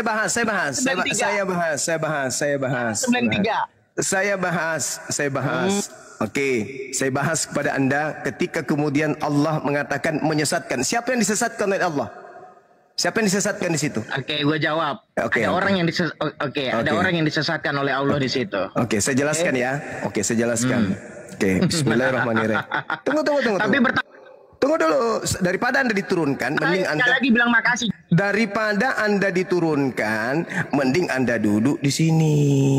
Anda duduk di sini. Baik, Gurunda, baik. Oke. Baik. Tapi terima kasih cuma. Iya, dengarkan. Kamu sudah mengatakan Bismillahirrahmanirrahim. bahwa Oh, Anda tidak bisa dibiarkan. Anda turun berarti. Lanjutkan. Oke. Gitu dong. Turun betulan. Jadi gini, walau sya Allah la ja'alakum ummatan wahidah. Walakin, akan tetapi kata Allah, yudillu may yasha wa yahdi may yasha wa la tus'alunna amma kuntum ta'malun. Jika Allah menghendaki, niscaya Allah menjadikan kamu satu umat saja. Tetapi tidak begitu. Allah tidak menjadikan manusia satu umat saja. Kenapa? Allah memisahkan antara yang sesat dan Allah memberikan penetapan siapa yang mendapat petunjuk. Nah, untuk supaya Tuhan menetapkan siapa yang sesat, siapa yang mendapat petunjuk, Allah menggariskan di dalam Al-Quran diterangkan, wa qulil haqqu mir rabbikum. Kebenaran itu sudah ditorehkan oleh Allah. Kebenaran yang datang dari Allah disampaikan. Ini yang benar, ini yang salah. Itu diterangkan dalam surah Al-Baqarah. Jelas itu. Allah menjelaskan kepada kita umat manusia, kebenaran itu datangnya dari Allah. Siapa yang beriman, silakan beriman. Wa qulil haqqu mir rabbikum faman syaa'a falyu'min wa man syaa'a falyakfur. Siapa yang mau beriman, silakan beriman. Yang mau beriman ditetapkan oleh Allah mendapatkan petunjuk. Siapa yang mau kafir ditetapkan oleh Allah sebagai orang yang sesat. Tidak dibalik. Yang kafir menjadi orang yang dapat petunjuk, yang dapat petunjuk disebut orang kafir. Tidak seperti dalam Kristen. Terbalik. Orang benar dikutuk, orang bersalah ditebus. Terbalik. Kalau di kita enggak, yang sesat, yang mendapat petunjuk dapat petunjuk. Itu maksud ayat itu. Walau sya'allahu la ja'alakum ummatan wahid. Tidak. Allah memberikan perbedaan. Siapa yang sesat ditentukan oleh Allah. Apa yang ditentukan oleh Allah? Yang sesat adalah yang kafir, yang makan babi, yang tidak sunat, yang nyembah Yesus. Itu yang ditetapkan untuk sesat. Siapa yang ditetapkan mendapatkan petunjuk? Islam. Jadi itu sederhana. Allah memang menetapkan yang sesat itu ya sesat. Yang mendapat petunjuk itu yang mendapat petunjuk. Allah sudah menggariskan itu. Allah yang menyesatkan siapa yang dikehendaki. Yang dikehendaki Allah untuk disesatkan adalah mereka yang menganggap perintah-perintah Tuhan itu adalah sampah. Itu ditetapkan oleh Allah sebagai orang yang sesat. Siapa yang sesat itu? Kalau menurut Yesus, dia sesatkan juga. Yesus sudah menetapkan juga. Yang sesat itu adalah dia yang mengikuti Yesus palsu. Dan ditetapkan juga. Jadi dipisahkan antara pengikut Yesus asli dengan pengikut Yesus palsu. Makanya di dalam Kejadian 3 nomor 15, aku akan mengadakan. Siapa yang mengadakan? Tuhan. Apa yang diadakan? Permusuhan. Siapa yang menciptakan permusuhan? Tuhan. Permusuhan baik atau tidak? Tergantung konteks. Kalau bagi Kristen, musuh adalah kekasih. Kalau Islam, musuh ya musuh. Tergantung konteks. Tuhan menciptakan musuh. Bagus kalau di Islam. Karena kalau tidak ada yang diciptakan musuh, tidak diketahui siapa musuh, tidur sama setan pun dianggap tidur bersama dengan malaikat. Begitu saudara. Walau sya Allah. Jadi Allah kemudian itu menghendaki, tidak menghendaki kemudian kita itu cuma satu. Tapi Allah menghendaki pembeda, mana yang sesat, mana yang tidak sesat. Dalam kitabnya mereka jelas Allah menetapkan Di dalam Mazmur 58 nomor 3 nomor 4, Tuhan menetapkan penyesat sejak dari dalam rahim ibunya. Udahlah teman, kalau cuman diskusi lari kayak begitu, tidak mau mendengarkan penjelasan ya sulit. Kalian tidak akan sampai ke Islam begitu. Tapi kalau Anda setelah bertanya duduk cantik, ya kita pasti jelaskan. Dia tidak lihat doa Tesalonika itu Bunda. Tuhan yang iya, memang dia tidak pernah mau belajar. Sayangnya itu di situ. Heran juga si Kristen ini, padahal sekedar bertanya loh, kok ngamuk-ngamuk. Padahal di sini dari tadi saya duduk nggak pernah ditanya Kristen. Bertanya Kristen ya. Kalau saya baca dalil dulu bang, Tuhannya Kristen itu menetapkan orang sesat. Di dalam 1 Raja-Raja 22-23, Theos mengutus iblis kepada nabi-nabi. Apa tujuannya Theos mengutus iblis? Nanti orang Kristen kemudian menjelaskan. Kolose 1 16-17, Theos menciptakan segala sesuatu termasuk iblis. Yesaya 45 nomor 7, Tuhan menciptakan evil atau iblis. Kemudian 1 Samuel 18 nomor 10, Tuhan mengutus roh iblis. Kemudian di Yesaya 63, di situ dikatakan, ya Tuhan mengapa engkau biarkan kami sesat? Berarti dia yang menyesatkan. Matius 17 nomor 8, celakalah bagi dunia dengan segala kesalahannya. Kesalahan memang harus ada. Nah, kesalahan memang harus ada, berarti sudah diciptakan kesalahan itu. 2 Tesalonika 2:11, Tuhan mendatangkan kesesatan. Nah, itu. Tapi kalau yang berbicara tadi dengan Al-Quran ini, itu salah tafsir dia. Dia mengatakan bahwa Tuhan yang menyesatkan. Tidak, bukan begitu polanya. Tuhan mendudukkan sesat itu sesat dan mendudukkan benar itu benar. Makanya sebelum Anda disesatkan, Allah sudah mengatakan wa qulil haqqu min rabbikum. Mau bukti?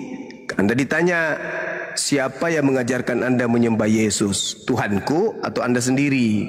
Nah, adakah Allah mengajarkan Anda Tuhanku ini agar Anda menyembah Yesus? Enggak ada kan? Siapa yang mengajarkan Anda untuk menyembah Yesus? Ya Anda sendiri. Berarti bukan Tuhan saya yang menyesatkan, tapi Anda sendiri yang mau sesat sehingga Anda duduk pada kaidah sesat. Begitu Jo. Oke, silakan. Keren. Balada, balada, Kristen Muslim. Selamat sore balada, monitor. Kabur ternyata balada. Masya Allah ya. Jadi teman-teman di bawah tuh catat kalau ada tetangga mau oten, dia berusaha membodoh-bodohi kalian tentang ajaran Kristen, jawab. Ya, matanya tadi tuh mata Dajjal. Tadi Dajjal itu. Nickname, selamat sore. Nickname. Hunter laut, naiklah kau kapir. Diskusi Hunter. Nickname, Kristen, Muslim? Iya, halo, Assalamualaikum. Saya Muslim, Kak. Lo Muslim. Waalaikumsalam warahmatullahi wabarakatuh. Kak, saya cuma mau nanya satu aja sih, Kak. Cepat Bang ya, silakan cepat, jangan lama-lama. Cuma satu aja. Kalau secara ilmiah tuh Bang, secara sains, kenapa tayamum itu bisa membersihkan diri dari hadas ya Bang? Itu aja sih, mau tanya itu aja sih Kak. Kalau mau membersihkan badan itu mandi. Mandi bang. Kalau mencucikan diri dari hadas bisa pakai debu, tayamum pakai debu. Kalau membersihkan hadas itu air. Kalau itu tayamum itu pengganti wudhu. Pada saat kita mau sholat, kemudian tidak ada air untuk wudhu, kita tayamum. Kalau mau membersihkan badan ya cebur ke sungai. Atau kalau mau membersihkan hadas ya ambil Tuhan nyoten kan batu kan bisa dalam keadaan darurat. Sudah bang ya. Oke bang, mungkin itu aja. Oke, terima kasih ya bang. Jadi tayamum itu kalau darurat gak ada air, tapi kalau banyak air di dekat nggak usah kok mandi. Tayamum. Jadi beda mandi dengan wudhu bang. Mandi itu untuk membersihkan diri kita. Kalau wudhu itu syarat untuk sholat. Iya betul, saya. Nah makanya kalau Anda kentut, bukan pantat Anda yang dibersihkan, tapi Anda disuruh wudhu lagi. Kenapa? Karena itu adalah rukun di dalam salat. Apa rukun itu? Sesuatu yang wajib ada sebelum kita melakukan sebuah kewajiban. Gitu. Oke, siap-siap bang, makasih bang. Tapi belum paham sih bang. Lah, wudhu itu adalah rukun sholat, itu perintah. Andai kan Tuhan memerintahkan kita sebelum kau sholat manjat pohon kelapa, itu pun yang harus kita lakukan. Izin bang. Maksud saya tuh gini bang, wudhu itu kan bisa mensucikan diri dari hadas ya? Siapa yang ngajarin? Membersihkan diri dari hadas. Kalau yang ngajarin bukan, siapa? Yang ngajarin berarti bukannya bang? Lah, gimana sih orang ini? Bersihkan diri itu pak, kalau kena tai kucing, pipis anjing, pakai air dibersihkan, bukan pergi wudhu. Oh aku kena tai ayam, wudhu apaan sih? Aku kena jilat anjing, wudhu bukan. Wudhu itu syarat untuk sholat. Kalau kita sudah bersih dari hadas kecil, hadas besar, baru kita wudhu untuk sholat. Jadi wudhu itu adalah salah satu rukun untuk sholat. Kalau tidak ada air untuk wudhu, maka kita tayamum. Bukan kita dijilat sama anjing kita pergi wudhu. Nah, kalau misalnya Anda dijilat anjing, kemudian Anda mau sholat, apa yang Anda lakukan? Bukan wudhu. Anda bersihkan dulu, guyur air dulu, baru setelah itu campur air, baru campur pasir. Habis itu setelah bersih mandi, guyur air, baru wudhu untuk masuk waktu sholat. Siap bang, terima kasih bang. Berarti selama ini saya salah pengertian berarti. Kirain itu membersihkan.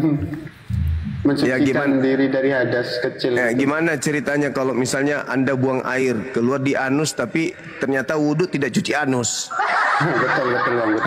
Anus dulu dibersihkan, baru ketika mau sholat wudhu, gitu saudaraku. Siap bang, makasih banyak bang. Cuma mau nanya itu aja sih bang. Ya. Oke, sukses selalu bang, sehat selalu. Wassalamualaikum. Terima kasih saudaraku. Waalaikumsalam. Oke, saudara Henry. Bang Henry, Kristen.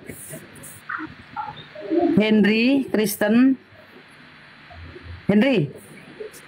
Mama Kristen. John Rido, Muslim Kristen. Oh, Muslim. Kita turunkan dulu bang ya, kita ke Kristen dulu ya. Atau ada yang penting? Di bawah, enggak cuma nama pengajian aja, cuma dengar aja. Oh, nyimak di bawah bang. Oke, terima kasih. Assalamualaikum. Salam. Kristen bang, dia bunda. Kristen apa oten bang? Itu apa yang disampaikan bang? Silakan, Bang Henry. Ada dia, sunat itu wajib. Apa arti sunat bagi Islam? Silakan. Sunat itu membersihkan kelamin dari memotong kelamin kita, ujung kelamin kita itu dipotong. Itu sunat atau khitan. Itu perintah wajib di Islam. Di Yahudi juga wajib. Di Kristen seperti monyet, tidak wajib potong kulup. Ini parah nih. Tapi anehnya Kristen ngaku-ngaku bagian dari kami. Sorry ye. Bagian dari monyet kali. Buka mute bang, Bang Henry buka mute. Ya lanjut. Tapi di Yahudi kan beda itu pengertiannya. Kenapa beda? Apanya yang dipotong kalau di Yahudi? Hatinya. Perintahnya jelas di Kejadian 17. Di situ ada perintah perjanjian kekal itu potong kulup. Itu sunat dari keturunan Yahudi. Kata siapa? Seluruh keturunan Abraham harus sunat. Itu. Kalian bukan keturunan, makanya kalian tidak sunat. Setan juga nggak sunat, Bang. Jadi kalian itu ya boleh dibilang keturunan setan.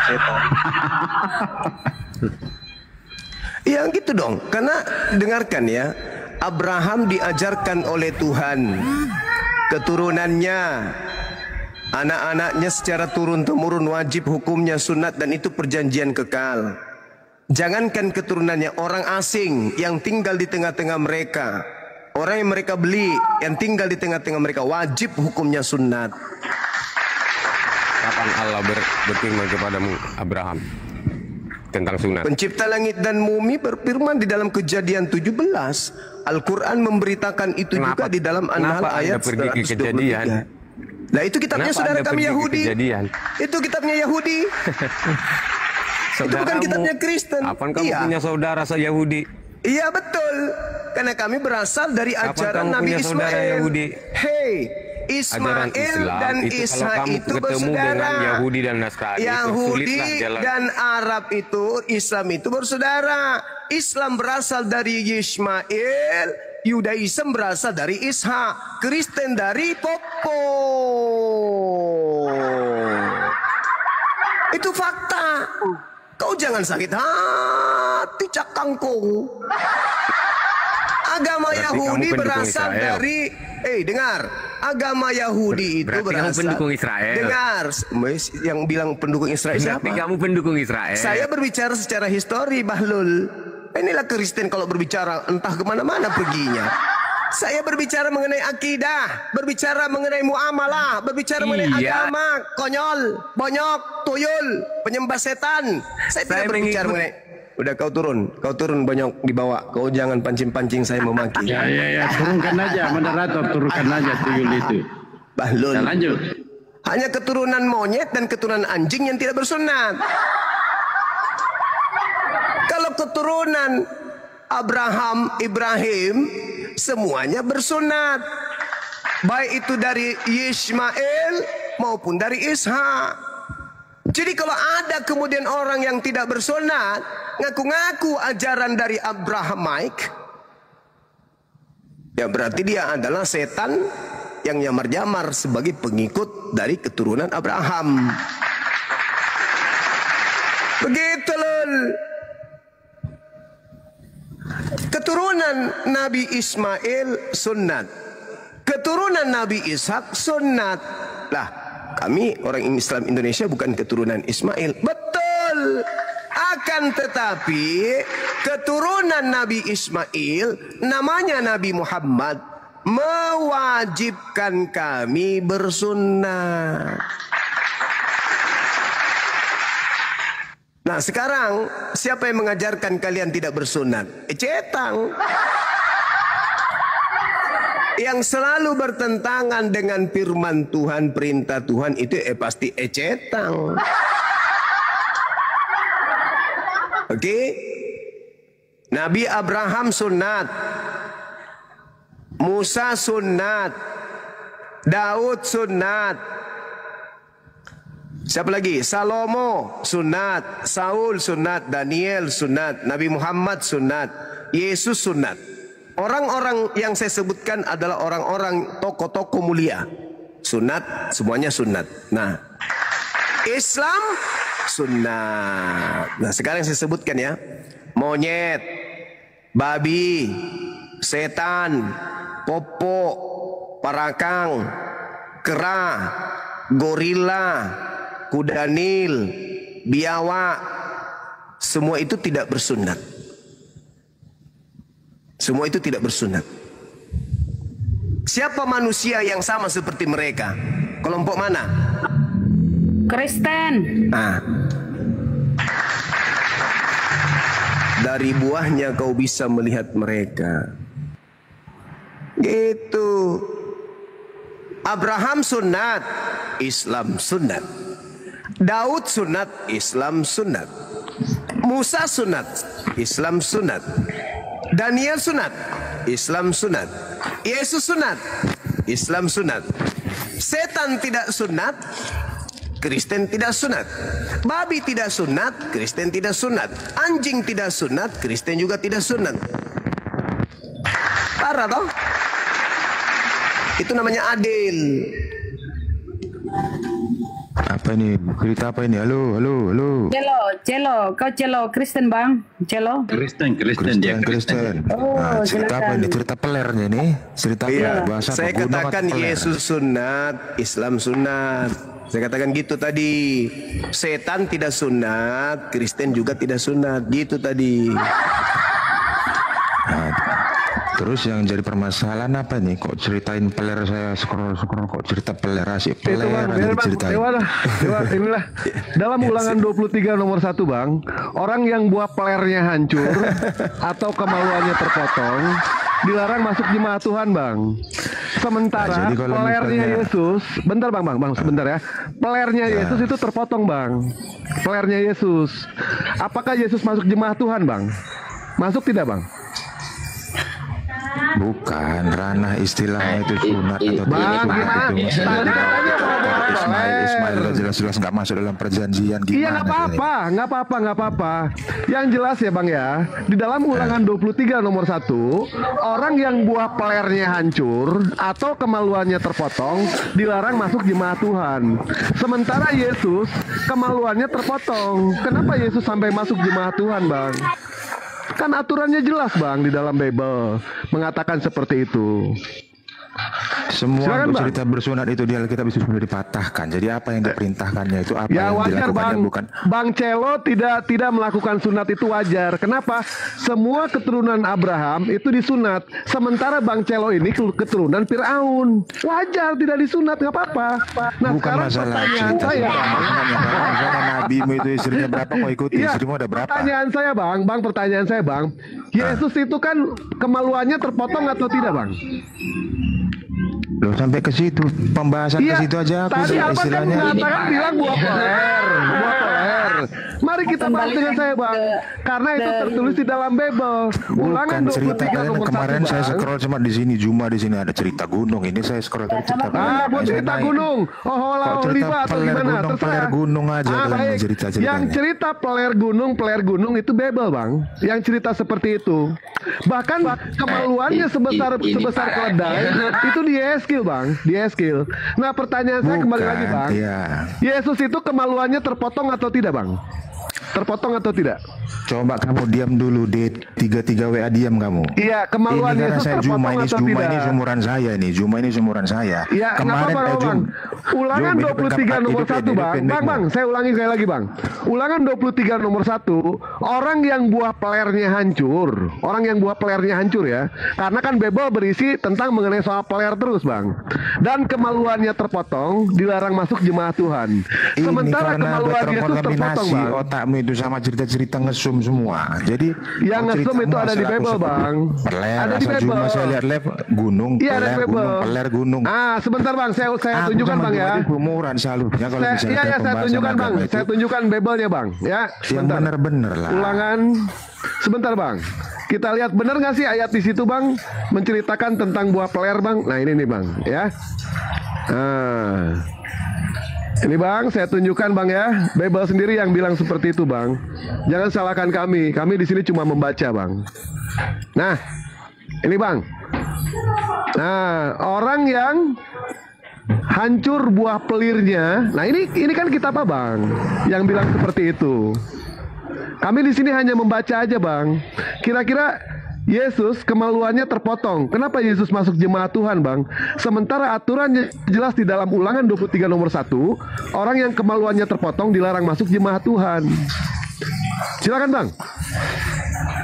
Ini kami membaca aja, Bang, ya.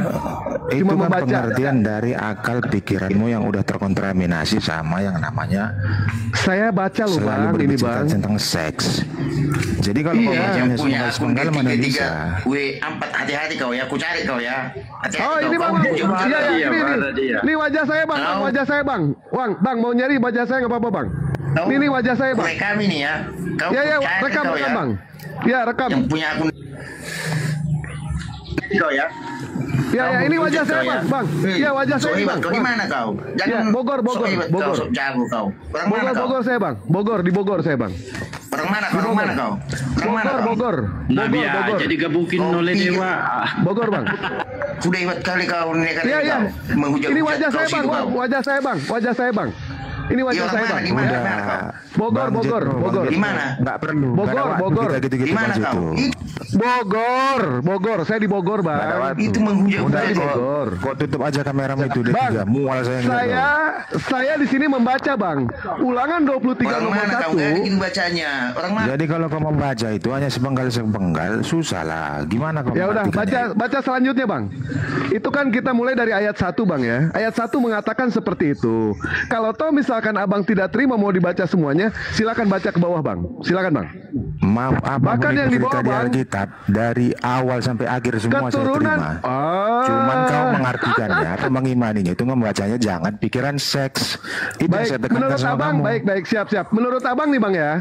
Di dalam ayat Ulangan 23 nomor 1 itu berbicara mengenai soal seks atau bukan, Bang? Ini kan berbicara mengenai soal aturan.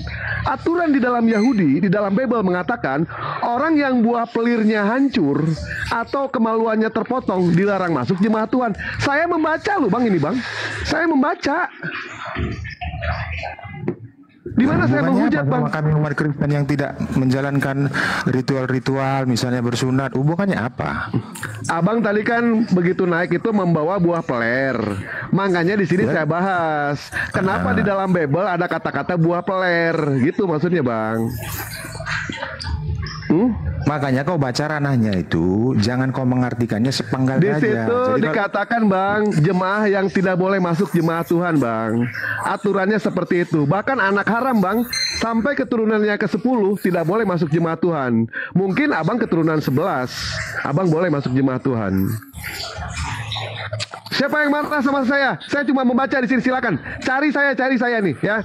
Cari saya nih. Nggak ada waktu. Kami umat Kristen, ini ingat ya, D33 ya. Kami umat Kristen tidak ada waktu untuk marah samamu, nggak ada waktu. Bahkan bagaimanapun kamu mempelintir apa segala macam, saya tetap mengasihimu. Cuman, betul, saya scroll nih. Ini Bang Juma, pamit ya Bang Juma, izin ya. Kemarin itu saya scroll. Bang Juma kemarin saya scroll. Saya scroll. Cerita gunung. Lanjut aja diskusinya, lanjut cerita aja. Peler gunung. Kawan, kamu tadi mengatakan bahwa Nabi Ismail itu alaihissalam itu bukan masuk dalam perjanjian kekal. Silakan Gurunda, itu tadi premin dia. Berarti nggak pernah baca Bible ini orang. Gurunda, Bang Suma, sabar. Bang Suma, monitor. Oke, baik. Lanjut, Gurunda. Oke. Tadi ada ungkapan apa? Kenapa Dewa Ismail tidak masuk dalam perjanjian kekal, kata Oten ini, Bang. Di mana dalilnya tuh? Kita minta dalil dulu. Kau baca dalilnya, kau baca. Ya di mana? Tunjukkan biar saya baca. Ngapain saya tunjukkan kalau kamu bisa baca? Berarti benarlah apa yang diterangkan oleh Tuhan di dalam Kejadian 12 nomor 3. Siapapun yang mengutuk engkau Abraham, pasti mereka kutuk. Kau itu dikutuk. Makanya kau ngomong Tuhan sama Tuhan gitu beda juga. Ya beda Beda lah Tuhan Ya, menete itu sama makanya. manusia. Tidak akan saya marah dengan perkataanmu seperti itu. Iya, Tidak tapi akan Tuhan saya marah. menete sama manusia, bagaimana mau sama? Lah Tuhan itulah, makhluk makanya yang saya keluar bilang, dari kan terbukti kan. kubur. Begitu kamu berbicara, ini kamu cerita lagi. Pasti ke Bagaimana situ mau semua Tuhan arahnya. kita sama? Tuhanmu itu makhluk yang keluar dari kubur. Pembicaraanmu pasti berhubungan sama selangkangan semua. Tuhanmu keluar dari kubur, Tuhanmu nete sama ibunya, Tuhanmu keluar dari selangkangan. Bagaimana Tuhan kita mau Coba sama? tuh, teman-teman menyaksikan kan? Ya Baik itu memang teman begitu. Kristen, yang Mau Muslim. gimana? Mau gimana? Setiap Matius kau berbicara, 1. membawa Matius premi 1. semua ngarahnya ke situ. Iya, karena Tuhanmu dari selangkangan. Mau gimana? Kita membahas Tuhanmu karena Tuhanmu keluar dari selangkangan. Tuhanmu tidak keluar dari pohon. Ayo, malu. Tanpa selangkangan kau tidak punya Tuhan. Mau keluar dari mana Tuhanmu kalau tidak ada selangkangan? Hah? Mau keluar dari ketek, lubang hidung? Percaya diri pula kau mengatakan Tuhan kita tidak sama. Memang tidak sama. Tuhanmu makhluk. Tuhan saya penciptaan Tuhanmu. Tuhanmu itu berdoa setiap saat kepada Tuhanku. Paham situ? Nah gitu dong. Kau itu belajarlah, jangan so cantik kau. Kristen itu, kutanya samamu, Kristen itu penyembah makhluk roh. Kristen itu penyembah roh, bukan penyembah Tuhan. Penyembah roh Kristen itu. Mau lihat wujudnya Tuhanmu? Kau baca Wahyu 5 nomor 6. Tuhannya Kristen binatang yang bertanduk 7, bermata 7. Sakit, derita lo. Siapa suruh? Masih mau datang besok. Itu dalilmu. Jangan kau mengatakan dirimu itu Tuhanmu adalah Tuhannya Yahudi. Jangan. Nanti kau diludahin sama Yahudi. Tuhanmu itu tidak sama dengan Tuhannya Yahudi. Tuhan kau itu binatang bertanduk 7, bermata 7 berdasarkan Wahyu 5 nomor 6. Dan aku melihat. Nah, apa yang dilihat di situ? Apa yang dilihat? Binatang bertanduk 7, matanya 7. Tuhan kok kayak gitu kali Tuhanmu. Malu. Malu. Gimana mau malu, namanya Kristen, tidak ada otak. Enggak malu lah. Buka mute, Celo. Makanya kau naik itu santai lah. Kau jangan naik-naik premium-premium, ketawa-ketawa. Kena sendiri batunya toh. Siapa suruh kau datang? Celo.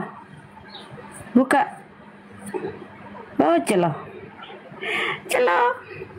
Buka mute tidak? Dia pingsan. Bodoh. Pingsan dia. Jangan di mute-mute saya ngomong. Ini saya bicara tadi di mute-mute. Oke. Gimana kalian mau dengar? Tanggapi, silakan. Bahkan saya mengasihi Juma ini. Ini tanggal 2 Agustus. Saya mengasihi dia dalam arti saya tak memaafkan dia. Saya tidak yakin. Saya tidak yakin dari apa yang kau ucapkan ini. Ada kasih. Di Kristen itu ada kasih. Mana ada kasih di Kristen? Mana dalilnya kasih di Kristen? Mana dalilnya? Tunjukkan kepada saya kalau ada dalilnya kasih di Kristen. Dalam praktek kehidupan sehari-hari mana kasih itu di Kristen? Ada? Enggak ada. Yang ada ajakan menyembah kepada makhluk roh bertanduk 7, bermata 7. Apa itu kasih? No. Yang disebut kasih itu mengajarkan manusia tidak menghilangkan ajaran menyembah kepada Tuhannya. Nabi Musa itu kasih. Agamamu mengajarkan kepada menyembah kepada makhluk bertanduk 7, bermata 7. Nenek Gimana kalau saya berbicara kalian mute? Ya karena mulutmu itu tidak ada kebenaran yang keluar dari mulut kau itu. Semua apa yang diutarakan Alkitab kami imani itu semua benar. Nenekmu kiper. Contoh, saya bertanya sama kamu. Berarti kau mengimani. Berarti kamu mengimani bahwa Yesus hanya diutus kepada domba yang sesat dari umat Israel. Ayo. Pertanyaanmu itu berarti di kau otak mengimani. saya. Berarti kau mengimani Yesus hanya untuk Bani Israel. Ayo. Semua makhluk di bumi ini. Mana dalilnya? Mana dalilnya Yesus mengaku aku diutus untuk semuanya itu bukan Yesus disuruh bumi. jadikan murid. Jadikanlah seluruh bangsa menjadi murid. Menjadi murid. Seluruh bangsa kamu tahu artinya? Dengar. Yang mengatakan itu adalah makhluk yang keluar dari kubur, bukan Yesus. Lah itu kamu memframing lagi. Siapa Jadi yang memframing? Siapa yang memframing? Sama kamu tentang bagaimana siapa yang memframing kalau saya katakan itu bukan Yesus? Saya bisa buktikan kalau yang keluar dari kubur itu bukan Yesus. Lah itu kamu membuktikannya mungkin dengan cicak yang kamu cari 100 ekor. Makanya jangan kau jadi Kristen, makanya kau dapat 100 pahala, kamu bunuh satu. Kristen, kau jadi bahlul, makanya kau tolol karena kau masih Kristen. Coba Yesus kamu sendiri yang mengatakan, komal-komal Yesus sendiri yang mengatakan, waspadalah kepada setan yang datang kepadamu dengan memakai namaku. Tepuk tangan lagi kalian. Mending kalian itu cari cicak. Cari cicak bunuh. Iya dong. Jangan seperti kau membunuh Tuhan dapat pahala. Oke, Anda turun aja, Anda tidak cari punya cicak bunuh mana? Dapat 100 pahala. Daripada bunuh Tuhan dapat pahala masuk surga? Bunuh Tuhan dapat pahala masuk surga. Kau ditanya, kenapa kau bunuh Tuhanmu? Supaya orang-orang Kristen masuk surga. Bahlul. Bunuh cicak dapat pahala, masih rasional karena cicak itu makhluk yang menjijikkan, tak ada manfaatnya cicak itu. Menjijikkan. Yesaya 66 di situ jelas dikatakan di data nomor 17-18 bahwasanya Tuhan akan datang membakar semua pemakan binatang yang menjijikkan. Nah, supaya kamu jangan dibakar oleh Tuhan, cicak kami bunuh. Karena kalau kami tidak bunuh, kau makan nanti. Dan kalau kau makan, kau dibakar sama Tuhan. Supaya kau tidak dibakar Tuhan, cicak kami bunuh dulu. Karena kalau kami tidak bunuh cicak, kalian makan. Pasti itu. Karena kalian adalah pemakan segala. Itu dalil, Bung. Kalau ditanya, kenapa orang itu rebutan bunuh Tuhanmu? Supaya mereka jadi pahlawan untuk Kristen. Supaya Kristen ditebus dosanya.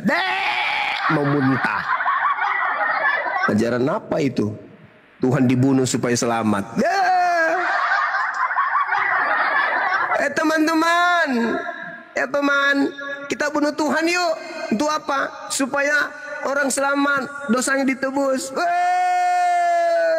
Dasar kambing kurapan. Tuhan dibunuh untuk menyelamatkan manusia. Dompala Kardoba.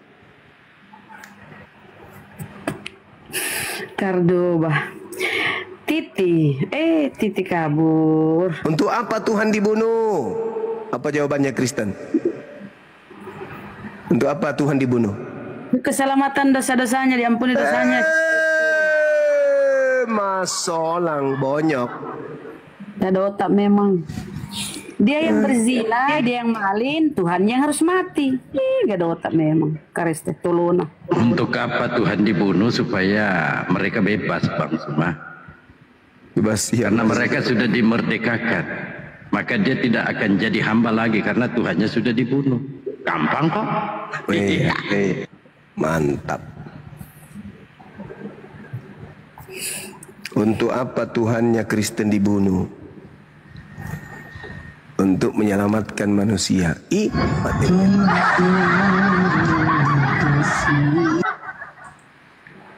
Kok kenapa ini Alpon Karesteng Muslim. Dia yang berzina, dia yang maling, Tuhan yang harus mati konyol. Tidak ada otakmu, Bang Alpon. Kristen mohon izin dulu, mohon pamit. Terima kasih Gurunda kesempatannya bersama. Bunda ya, Masya Allah. Sehat-sehat selalu Gurunda dan juga. Siap, sama-sama. Assalamualaikum warahmatullahi wabarakatuh. Waalaikumsalam.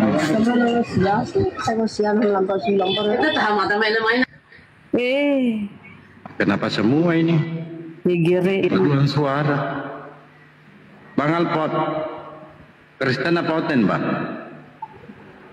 Oteng aja, Bang, ya. Boleh gitu. Selamat sore, Bang. Lari dia. Oten aja ya, Bang. Aja ke sini.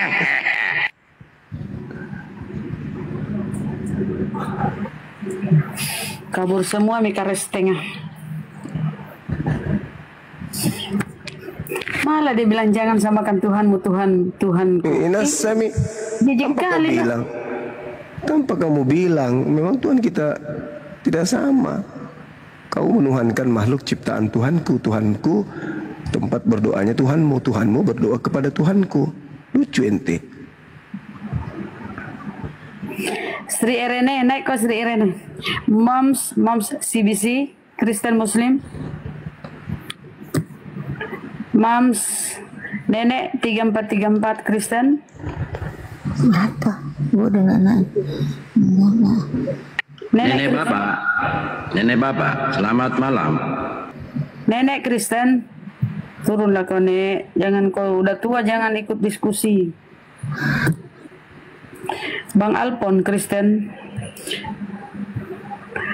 Bismillah. Ndak mau istirahat Gurunda, mau maghrib. Iya, istirahat dulu. Betul. Iya. Terima kasih teman-teman sekalian. Terima kasih atas kesempatannya untuk menyimak diskusi sepanjang hari ini ya.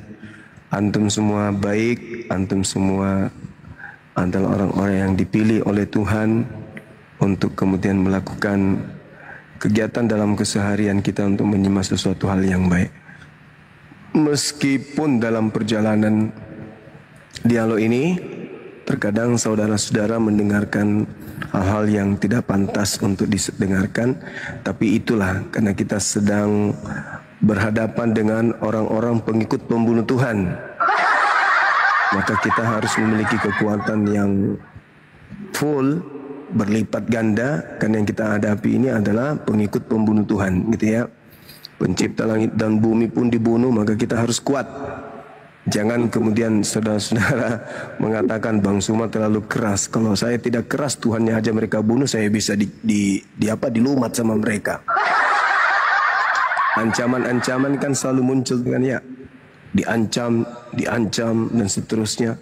Kenapa demikian? Karena mereka ini orang-orang sakti. Mereka pewaris Tuhan. Makanya mereka seenak dewe, seenak perut aja mau ngomong apa gitu kan ya. Karena mereka adalah ajaran yang menerima pembantaian kepada Tuhan di atas muka bumi ini untuk dosa-dosa mereka. Tuhan aja mereka perintah supaya Tuhan itu kemudian mati untuk dosa mereka. Apalagi kita. Jadi maafkan bila ada kata-kata atau kalimat yang kurang berkenan. Itu semata-mata tujuannya untuk menghalau hujatan, hinaan yang datang kepada Nabi Muhammad SAW dan juga Al-Quran terkait dengan tuduhan buta huruf segala macam dan seterusnya. Ya, saudara-saudara, jadi tolong sepenuhnya didukung pergerakan kami ini. Sebelum kita tutup juga saya sampaikan bahwa dalam waktu dekat kita akan milad ulang tahun API yang kedua. Mohon kiranya sahabat-sahabat membantu kegiatan ini kepada saudara yang berlebihan, ada harta yang berlebih, kemudian daripada nganggur menjadi penyakit, mending diimpakkan dalam kegiatan kita. Karena kegiatan kita ini syarat dengan nilai positif. Bagaimana kemudian kita memperlihatkan bahwa perjuangan umat Islam di tengah-tengah banyaknya misionaris yang bekerja untuk memurtadkan umat Islam itu nyata. Kami umat Islam, dalam hal ini Apologet Islam Indonesia, menyatukan tekad untuk eksis, ya, memperlihatkan gerakan kami bahwa kami ini ada perlawanan terhadap kegiatan-kegiatan pendangkalan akidah, serangan-serangan terhadap Islam.